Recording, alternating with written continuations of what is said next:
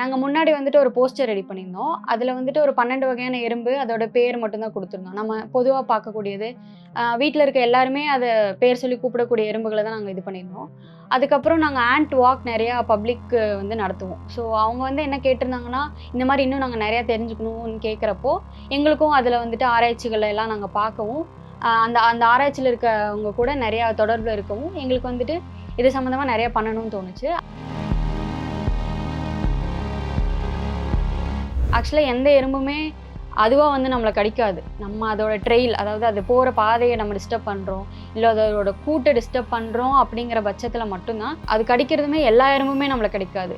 இப்போ உலக அளவுல இப்போதைக்கு ஒரு சில டேட்டா 12,000 சொல்லுது. ஒரு சில டேட்டா 15,000 சொல்லுது.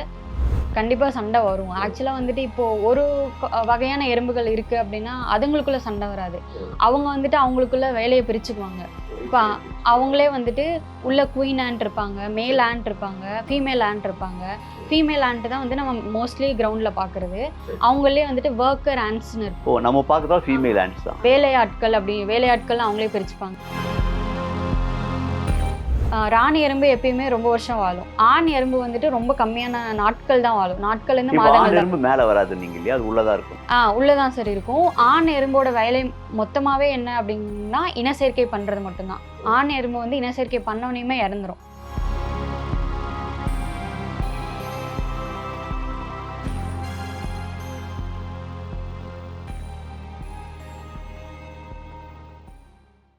வாவ் தமிழ் நேயர்களுக்கு வணக்கம்.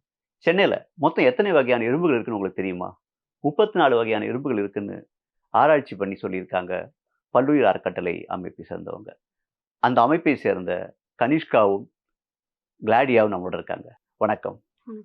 முதல்ல உங்க அமைப்பை பத்தி சொல்லுங்க. இந்த பல்லுயிர் அறக்கட்டளை வந்து என்னெல்லாம் செயல்பாடுகள் இருக்கு? ஸோ பல்லுயிரான நாங்க வந்துட்டு 2021ல தான் இது தொடங்குனது. யுவன் ஏவ்ஸ் அப்படிங்கிறவர் தான் இதோட ஃபவுண்டர். ஸோ நாங்க டீமா மொத்தம் 8 பேர் இருக்கோம். நாங்க மொத்தம் 3 வகையான வேலைப்பாடு பண்ணிட்டுருக்கோம். ஒண்ணு வந்துட்டு கவர்மெண்ட் ஸ்கூல்ஸ்க்கு நேச்சர் எஜுகேஷன் சொல்லி தருது. நேச்சர் எஜுகேஷன்ங்கிறது government schools, private schools, publics எல்லாத்துக்குமே பண்ணிட்டுருக்கோம். அது போக அட்வொகசி ஒர்க் பண்றோம். அது இல்லாம டாக்குமெண்டேஷன் ஒர்க் பண்றோம்.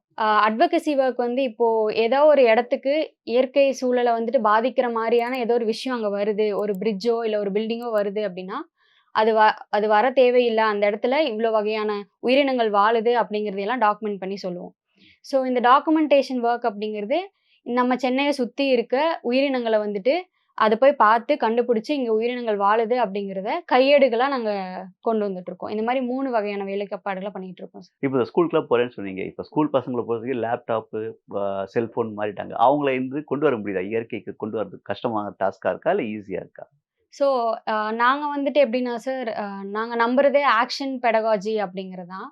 அப்படின்னா என்ன அப்படின்னா, ஒரு புக்ல வந்துட்டு ஒரு மரத்தோட ஒரு படத்த காட்டி, இது மரம், இதோட இலை அப்படின்னு நாங்க சொல்றத விட, நாங்க குழந்தைங்கள என்ன பண்ணுவோம்னா, நேரா மரத்துக்கு கீழயே கூட்டு போயிருவோம். எங்க கிளாஸ் வந்து மரத்துக்கு கீழ தான் நடக்கும். அப்போ இப்போ மரம்னா இதுதான் மரம். இதுல இலைகள் இருக்கு. இந்த மரத்துல இவ்வளோ உயிரினங்கள் வாழுது அப்படிங்கிற மாரியான டிஃபரண்டான ஒரு பெர்ஸ்பெக்டிவா அவங்களுக்கு குடுப்போம். யூசுவலான கிளாஸ் இல்லாம எங்களோட கிளாஸ் வித்தியாசமா இருக்குங்கிறனால, அவங்களுக்கு இந்த லேப்டாப்போ, இல்ல செல்ஃபோனோ அவங்களுக்கு அந்த இடத்துல உபயோகப்படாது.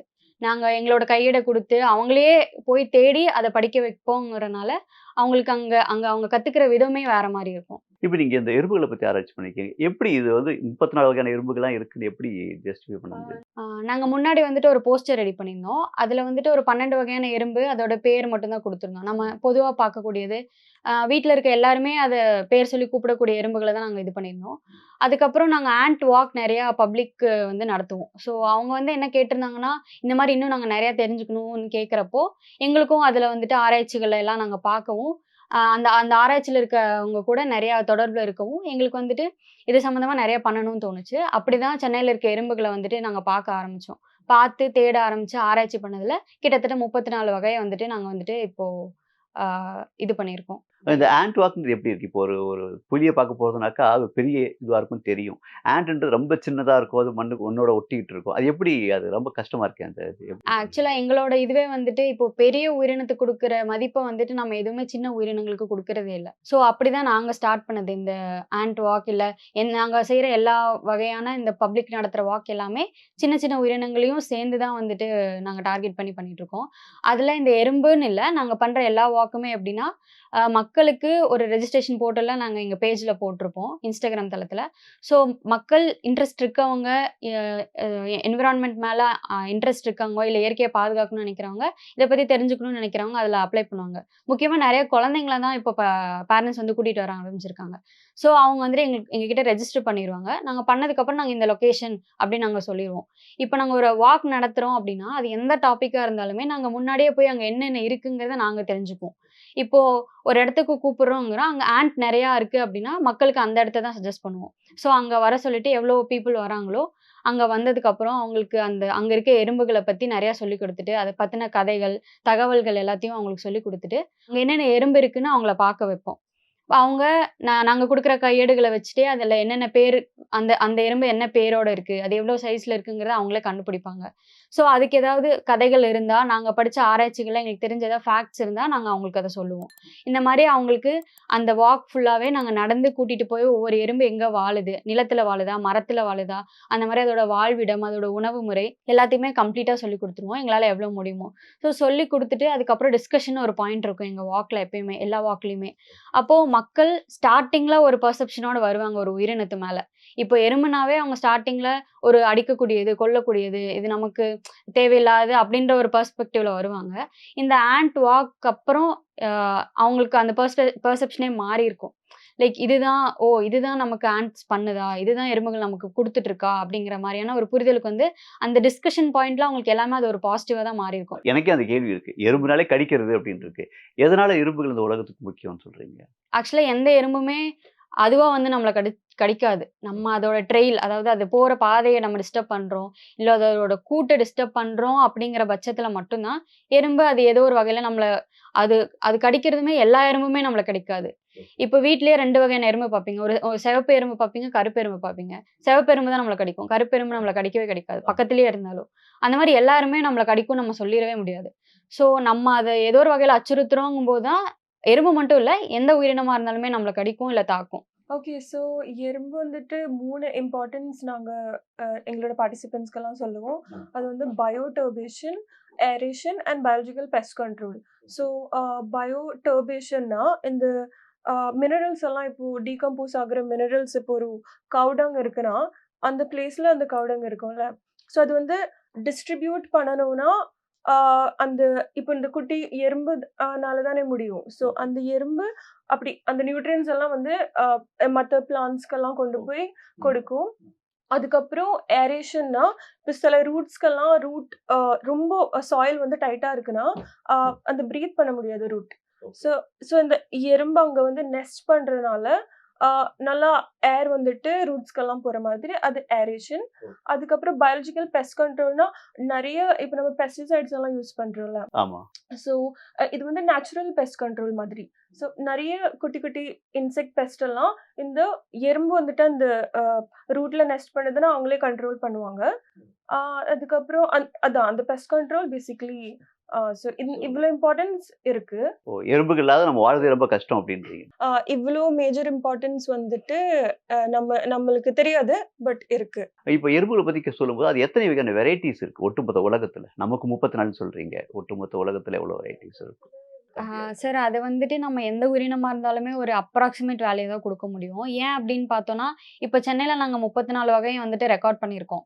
ஒருவேள கொஞ்ச நாள்ல இந்த சூழல் மாற்றத்தினால புது வகையான எறும்பு கூட உருவாகலாம். லைக் புது வகையான மாற்றம் கூட ஏற்படலாம் எறும்புகள்ல. அத நம்ம புது வகையான எறும்புல தான் நம்ம சேர்த்த போறோம். ஸோ அப்படி இருக்கப்போ உலக அளவுல இப்போதைக்கு ஒரு சில டேட்டா 12,000 சொல்லுது. ஒரு சில டேட்டா 15,000 சொல்லுது. ஸோ அது அப்ராக்ஸிமேட் வேல்யூ தான் சார். 12,000, 15,000ங்கிறது. இதுல பாய்சனஸ் ஆண்ட்ஸ் ஏதாச்சும் இருக்கா? நீங்க பண்ண 34 இதுல எ ரொம்ப இதுவானது, அ கடிச்சா ரொம்ப பிரச்சனையா இருக்கும். சில ஆண்ட்ஸ் கடிச்சா வந்துட்டு அனாஃபிலக்டிக் ரியாக்ஷன் அப்படின்னு சொல்லுவாங்க. அலர்ஜி சில பேருக்கு ஏற்படும். சிலருக்கு எந்த எறும்பு கடிச்சாலும் ஒண்ணும் ஆகாது. அது என்ன வகையான எறும்பு அது? இப்போ மரத்துல பார்த்தீங்கன்னா 2 கலர்ல ஒரு எறும்பு இருக்கும். பை கலர்ட் ஆர்போரியல் ஆண்ட் அப்படின்னு சொல்லுவாங்க. இருவண்ண மர எறும்பு அப்படின்னு தமிழ்ல சொல்லுவாங்க. ஸோ அந்த எறும்பு கடிச்சதுன்னா கொஞ்சம் தடிப்பு ஏற்படும். நார்மலா இருக்கவங்களுக்கே தடிப்பு ஏற்படும். கொஞ்சம் அரிப்பு ஏற்படும். வலி இருக்கும். அப்புறம் வீவர் ஆண்ட் அப்படின்னு சொல்லுவாங்க. லைக் மரத்துல பார்த்தீங்கன்னா கூடு கட்டியிருக்கும். இலையெல்லாம் சுத்தி வலை மாரி போட்டு ஒரு கூடு கட்டியிருக்கும். அது வந்து ஆரஞ்சு கலர்ல இருக்கும் பார்க்கறப்போ. ஸோ அந்த எறும்பு கடிச்சாலுமே கொஞ்சம் வலிகள் ஏற்படும். அப்புறம் நம்ம வீட்ல பார்க்குற சிவப்பு எறும்பு, அத வந்து ஃபயர் ஆண்ட் அப்படின்னு சொல்லுவோம். அந்த மாரி மாதிரி சில எறும்புகள் மட்டுமே நம்மள கடிக்கும் சார். அந்த எறும்புகள் வந்து நீங்க ரொம்ப நுண்ணியமா அப்ரோச் பண்ணிருக்கீங்களா? அதுகளுக்குள்ள சண்டைலாம் வருமா? அந்த மாரி எதுவும் இருக்குமா? உங்களுக்கு தெரியுமா? ஆமா சார். கண்டிப்பா சண்டை வரும். ஆக்சுவலா வந்துட்டு இப்போ ஒரு வகையான எறும்புகள் இருக்கு அப்டின்னா, அதுங்களுக்குள்ள சண்டை வராது. அவங்க வந்துட்டு அவங்களுக்குள்ள வேலைய பிரிச்சுக்குவாங்க. இப்ப அவங்களே வந்துட்டு உள்ள குயின் ஆண்ட் இருப்பாங்க, மேல் ஆண்ட் இருப்பாங்க, ஃபீமேல் ஆண்ட் இருப்பாங்க. ஃபீமேல் ஆண்ட் தான் வந்து நம்ம மோஸ்ட்லி கிரவுண்ட்ல பார்க்குறது. அவங்களயே வந்துட்டு வொர்க்கர் ஆண்ட்ஸ்ன்னு இருப்பாங்க. நம்ம பார்க்கறது ஃபீமேல் ஆமா. ஆண்ட்ஸ் தான். வேலையாட்கள் அப்படி வேலையாட்கள் அவங்களே பிரிச்சுப்பாங்க. மேஜர் வொர்க்கர், மைனர் வொர்க்கர் அப்படின்னு எறும்புகளுக்குள்ளேயே பிரிவினை இருக்கு. அதுல வந்துட்டு இந்த வொர்க்கர் ஆண்ட் என்ன பண்ணும் அப்படின்னா, ஒரு சில வொர்க்கர் ஆண்ட்ஸ்க்கு வந்துட்டு ஒரு சில வேலை பிரிக்கப்பட்டிருக்கும். அவங்க வந்துட்டு இந்த நெஸ்ட்ட பாதுகாக்கணும். இப்ப அவங்களோட நெஸ்ட் இருக்குன்னா, அந்த நெஸ்ட்ட பாதுகாக்கணும் ஒரு சில ஆண்ட் இருக்கும். ஒரு சில ஆண்ட் வந்து நான் வெளிய போய் உணவு தேடிட்டு வரணும்னு அதோட பொறுப்பு ஏத்துக்கும். ஒரு சிலது வந்துட்டு உள்ள இருக்க இலரிகள்லாம் இருக்கும். முட்டையிலேருந்து வெளிய வந்த இலரிகள். அதுக்கு சாப்பாடு ஊட்டணும் அப்படிங்கிற மாதிரியான வேலைகள் எல்லாம் அந்தந்த காலனிக்குள்ளேயே பிரிச்சுக்கும். இப்போ ஒரு ஸ்பீஷீஸ் ஆஃப் ஆண்ட் இருக்க இடத்துல, இன்னொரு ஸ்பீஷீஸ் ஆஃப் ஆண்ட் வருதுங்கும்போது அவங்களுக்குள்ள சண்டை வரும். இவங்களுக்குள்ள வேலையெல்லாம் பிரிச்சுக்கிறனால சண்டை வராது. இப்போ இங்க இருக்க இடத்த இது ஆக்கிரமிப்பு பண்ண வருது. இல்ல இவங்களுக்கு தேவையான உணவை இவங்க எடுத்துக்க வராங்க அப்படிங்கும்போது, கண்டிப்பா அங்க சண்டை நடக்கும். நீங்க நல்லா அத கூர்ந்து கவனிச்சீங்கன்னா, உங்களால பார்க்க முடியும். அவங்களோட ஆண்டனாவ வச்சு அதெல்லாம் சண்டை போடுறத நம்ம நல்லாவே பார்க்கலாம். இப்ப எறும்புகள் மேக்ஸிமம் எவ்வளவு வருஷம் உயிரோட இருக்கும்? இப்ப நீங்க சொன்னீங்க ராணி எறும்பு வந்து 30 வருஷம் இருக்கும் அப்படின்னு சொல்றாங்க. அது உண்மையா? ஆமா சார். அது வந்துட்டு ஆக்சுவலா ஒரு ரிசர்ச்ல தான் வந்துட்டு நாங்களே படிச்சோம். இந்த ரிசர்ச் வந்து எப்படி பண்ணுவாங்கன்னா, இந்த 30 வருஷங்கிறத அவங்க எப்படி கண்டுபிடிச்சாங்கன்னா, ஆண்ட்ல வேலை பார்க்குறவங்க, இல்ல எந்த உயிரினத்தில வேலை பார்க்குறவங்கனாலுமே, அவங்க வந்துட்டு அத தனியா வளர்ப்பாங்க. அதுக்கான சூழலை ஏற்படுத்தி குடுத்து, அதுக்கு தேவையான உணவு குடுத்து, அது ஒரு எல்லாமே இருக்கிற ஒரு சூழலா ஏற்படுத்தி குடுத்து தான் அத வளர்ப்பாங்க. ஸோ அப்படி வளர்த்தி, அதுல ஆராய்ச்சி பண்ணதுல ஒரு குயின் வந்துட்டு 30 வருஷம் வரைக்கும் வாழுதுன்றத கண்டுபிடிச்சிருக்காங்க. ஸோ இப்போ நமக்கு இருக்க கால சூழல் அதுலலாம் வந்துட்டு ராணி எறும்பு எப்பயுமே ரொம்ப வருஷம் வாழும். ஆண் எறும்பு வந்துட்டு ரொம்ப கம்மியான நாட்கள் தான் வாழும். நாட்கள்லேருந்து இப்ப ஆண் மாதங்கள் தான். எறும்பு மேல வராதுன்னீங்க இல்லையா? அது உள்ளதா இருக்கும். உள்ள தான் சார் இருக்கும். ஆண் எறும்போட வேலை மொத்தமாவே என்ன அப்டின்னா, இனச்சேர்க்கை பண்றது மட்டும் தான். ஆண் எறும்பு வந்து இனச்சேர்க்கை பண்ணோனயுமே இறந்துரும். ஸோ ஆண் எறும்போட ஆயுள் காலம் வந்துட்டு சில நாட்கள்லேருந்து மாசம் மட்டும் தான். எல்லா வகையான எறும்புகளும் இனச்சேர்க்கை முடிஞ்சு ஆண் எறும்புகளும் இறந்துரும். ஆண் எறும்புகளுக்கு பெரிய வேலைகள் இல்ல. பெண் எறும்பு மட்டும் தான் குயினா இருக்கும், முட்டையிடும். ஆ ஒரு குயின் வந்துட்டு அதோட வாழ்நாள் முடியுது, அதோட வேலைப்பாடு முடியுது, இல்ல உணவு தட்டுப்பாடு ஏற்படுது அப்படிங்கும்போது, இன்னொரு ராணி எறும்ப தேர்ந்தெடுத்துட்டு, அது அதோட வேலைய முடிச்சுரும். அது வாரிசு அதுவே தேர்ந்தெடுக்கும். ஆமா, ஆமா. அந்த அப்புறம் மாதிரி. கிட்டத்தட்ட மனுஷன் வந்து அடுத்த அரசியல் கட்சிக்கு ஆட்கள தேர்ந்தெடுக்கிற மாரி. எதுக்கு நீங்க சொல்லுங்க அக்ரிகல்ச்சர்லாம் பண்ணுமா அது? உணவெல்லாம் உற்பத்தி பண்ணுமா அது? ஸோ சில ஆண்ட்ஸ் எல்லாம் வந்துட்டு அதோட நெஸ்ட்குள்ள இந்த மாதிரி ஃபங்கஸ் அதெல்லாம் க்ரோ பண்ணி அப்படி பண்ணோம்னு சொல்லிட்டு ரெக்கார்ட் இருக்கு. ஹார்வெஸ்டர் ஆண்ட்ஸ் அப்படின்னு சொல்லுவாங்க. இப்போ எறும்புகள் வந்து அதோட எடையை விட எத்தன மடங்கு வரைக்கும் எடைய தூக்கும்? நான் ஒரு இதுல படிச்சேன் 20 மடங்கு எடைய தூக்கும். அந்த அளவுக்கு தூக்க வழி உண்டு அது. நெறைய இடத்துல நம்ம பார்த்திருப்போம். எறும்புகள் வந்துட்டு அதோட உணவு வந்துட்டு தூக்கிட்டு போறத பார்த்திருப்போம். எறும்பு ஒரு சைஸ்ல இருக்கும். அது வந்துட்டு அதோட உணவு துண்டு வந்துட்டு கொஞ்சம் பெருசாவே தெரியும். இல்ல கூட்டமா ஒரு 4 எறும்பு சேர்ந்து இவ்ளோ பெரிய ஒரு உணவு துண்ட எடுத்துட்டு போகும். அது வந்து எப்படி பண்ணுதுன்னா, அ எறும்புக்கு வந்துட்டு எக்ஸோஸ்கெலட்டன் அப்படின்னு சொல்லுவோம். நமக்கெல்லாம் இருக்கிறது எண்டோஸ்கெலட்டன். எப்படின்னா, நமக்கு வந்து சதைகள் வந்துட்டு மேல இருக்கு. எலும்பு வந்துட்டு உள்ள இருக்கு. எறும்புகளுக்கு வந்துட்டு பார்த்தீங்கன்னா, மேல தான் வந்துட்டு எலும்புகள் இருக்கும். உள்ள வந்துட்டு அதோட சதை பகுதிகள் கொஞ்சம் இருக்கும். ஸோ இந்த இது ரொம்ப கடினமா இருக்கனால, அதோட உணவ வந்துட்டு அதனால எடுத்துட்டு போக முடியும். கொஞ்சம் அதோட எடைய விட அதிகமா இருக்க உணவையும் அதால எடுத்துட்டு போக முடியும். இந்த அதோட எக்ஸோஸ்கெலட்டன், அதுக்கு இருக்க தசை, மசில் மாஸ் அதெல்லாம் வச்சே, அப்புறம் அதுக்கு இருக்கிற கால்கள் வச்சு, அதோட உடம்பே வந்துட்டு அத விட அதோட உணவு சைஸ வந்துட்டு அதிகமா எடுத்துட்டு போக முடியும் அப்படிங்கிறதுக்காகவே அதோட உடம்பு இருக்கு. ஸோ எடுத்துட்டு போகும் அது. கொஞ்சம் அதிகமாவே. இப்ப இந்த பிள்ளையார் எறும்பு சொல்லுவோம். நம்ம கருப்பு கருப்பா இருக்கும். அது கடிக்கவும் செய்யும். அது எப்படி அது ஃபுட் எல்லாம் அதுக்கு எப்படி இது பண்றது? அது வந்துட்டு நம்மள கடிக்காதே, அச்சுறுத்தாத எதுவுமே பண்ணாது. அது வந்துட்டு எப்பயும் போல தான் சரி. எல்லா எறும்புமே அதோட உணவ அதுக்கு தேவையான அளவு தேர்ந்தெடுத்துக்கும். இப்ப நீங்க வந்து இது கூட்டு போறீங்க இல்லையா? ஆண்ட் வாக் கூட்டு போகும். நீங்க சொன்னீங்க முன்னாடி ஒரு இடத்த பார்த்து என்ன வகையான எறும்புகள் இருக்குன்னு செக் பண்ணிட்டு அப்புறம் கூட்டு போவீங்க. பொதுவா எறும்போட இயல்பே வந்து ஒரு ஃபுட் இருந்தா தான் திடீர்னு வரும். அதுக்கப்புறம் அது காணாம போயிடும். இந்த மாரி நீங்க வாக் கூட்டு போகும்போது அதுங்க அங்கருந்து காணாம போயிடாதா? ஒரு சில இடத்துல எறும்புகள் வந்துட்டு நெஸ்ட்டோடவே இருக்கும் சார். அந்த நெஸ்ட் இருந்துச்சுன்னா, அந்த இடத்த விட்டு அவ்ளோ சீக்கிரம் ஒரே நாள், 2 நாள்லலாம் நான் காலியாயிட்டு போகாது. ஸோ அந்த மாரி நெஸ்ட்ல இருக்கிறது, அதுல நெறைய பாப்புலேஷனும் இருக்கும். அங்க எறும்புகள் இருக்கும். நம்ம மோஸ்ட்லி வந்துட்டு இயற்கை சார்ந்த இடத்த தான் ஒரு பார்க்கோ, இல்ல ஏதாவது கொஞ்சம் அ பயன்படுத்தாத இடங்கள்ல அந்த மாதிரி இடத்துல தான் வந்து நம்ம வாக் பண்ணுவோம். அப்படிங்கும்போது அங்க இயற்கையாவே பல உயிரினங்கள பார்க்க முடியும். இப்போ எறும்பு கம்மியா இருந்தாலும், அவங்களுக்கு அத சுத்தி நாங்க சொல்ற ஸ்டோரீஸ் நெறையா இருக்கும். அத சார்ந்த மரத்த பத்தியோ, இல்ல அத சார்ந்த செடிகள பத்தியோ நாங்க சொல்லி தந்துருவோம். இப்ப எறும்போட நெஸ்ட் வந்து எந்த அளவுக்கு லென்த்தியா இருக்கும்? நம்ம மேல தான் பார்க்குறோம். சின்னதா ஹோல்ஸ் இருக்கும். அது உள்ளார எந்த அளவுக்கு டீப்பா இருக்கும்? ஆக்சுவலா இத நாங்க ரிசர்ச்ல தான் சார் பார்த்துருக்கோம். பல ஹெக்டேர்ஸ் அளவுக்கு வந்துட்டு எறும்போட கூடு இருக்கும் அப்படின்னு. நாங்க இன்னும் நேரடியா வந்துட்டு எவ்வளோ ஆழம் இருக்குன்னு பார்த்தது கிடையாது. இப்போ ஒரு சில ஆண்ட்லாம் பார்த்தீங்கன்னா, மரத்துக்கு கீழ மரத்த சுத்தியே ஃபுல்லா போட்டு வச்சிருக்கோம். அதோட சைஸுக்கும், அதோட நெஸ்ட்டுக்கும் வந்துட்டு ஒரு தொடர்பே இல்லாத மாரி தான் இருக்கும். நீங்க எறும்ப மாரியே வண்ணத்து பூச்சிகளும் ஆய்வு பண்ணிருக்கீங்க. அதுலயும் இதே மாரி வெரைட்டீஸ்லாம் இருக்கா? ஆ வண்ணத்து பூச்சிகள் பத்தி நாங்க பண்ணியிருக்கோம். வைல்டு ஃப்ளார்ஸ்ன்னு சொல்லுவோம். நம்ம ரோட்டோரம் பல பூக்கள பார்த்திருப்போம்.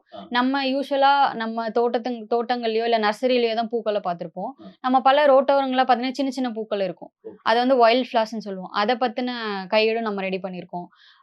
அது இல்லாம மீன்கள் பத்தி, பீச் ஓரமா இருக்கிற உயிரினங்கள் பத்தி, கோஸ்டல் ஃபவுனா அப்படின்னு சொல்லி ஒண்ணு ரெடி பண்ணியிருக்கோம்.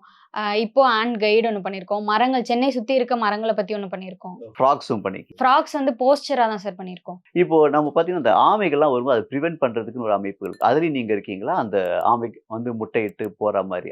அதுவும் நீங்க பண்ணிட்டு இருக்கீங்களா ஏதாச்சும்? இல்ல சார். அதுல நாங்க வந்துட்டு வேணா வாலண்டியர் பண்ணிக்கலாம் அதுல யாருனாலும். நாங்க அதுல ஒரு பகுதி கிடையாது. இப்போ உங்களுக்கு வந்து இதுக்கெல்லாம் ஃபைனான்ஸ் எங்கேருந்து வருது? நீங்கலாம் வந்துட்டு வே வேற வேல பார்த்துட்டு இந்த வேலை செய்றீங்களா? எப்படி ஃபைனான்ஸ்லாம் எப்படி மெயின்டெயின்? இல்ல சார். நாங்க ஃபுல் டைமாவே பல்லூர்ல தான் வேலை பார்க்குறோம். நாங்க 8 பேருமே வந்துட்டு பல்லூர்ல தான் இருக்கோம். எங்களுக்கு சிஎஸ்ஆர் ஃபண்டிங் அந்த மாரியான விஷயங்கள் இருக்கு. அது போக பப்ளிக் அவங்க விருப்பப்பட்டா எங்க வெப்சைட்ல டொனேட் பண்ணுவாங்க. இந்த கையேடுகள் எல்லாம் வந்துட்டு டவுன்லோட் பண்றது ஃப்ரீயா டவுன்லோட் பண்ற மாரியான ஆக்சஸ் தான் குடுத்துருக்கோம். ஆனா ஒரு சிலர் விருப்பப்படுறவங்க எங்களுக்காக டொனேட் பண்ணியும் வந்துட்டு இத வாங்கிப்பாங்க. ஸோ அந்த மாரியான ஃபண்டிங்கும் இருக்கு. சென்னை மாரி ரொம்ப வளர்ந்துட்டே போறதுல வந்துட்டு இயற்கைய பாதுகாக்கிறது ரொம்ப கஷ்டமான விஷயம் இல்லையா? அதுக்கு எந்த அளவுக்கு நீங்க கஷ்டப்படுறீங்க அந்த இதுக்காக? கஷ்டப்படுறோங்கிறத தாண்டி நெறைய உயிரினங்கள வந்துட்டு இன்னும் நெறைய பேத்துக்கு தெரியாமயே இருக்கு. இதெல்லாம் ஒரு முக்கியத்துவமா, இல்ல இது நமக்கு ஏதாவது உதவி பண்ணுதான்றதே நெறைய பேத்துக்கு தெரியாம தான் இருக்கு.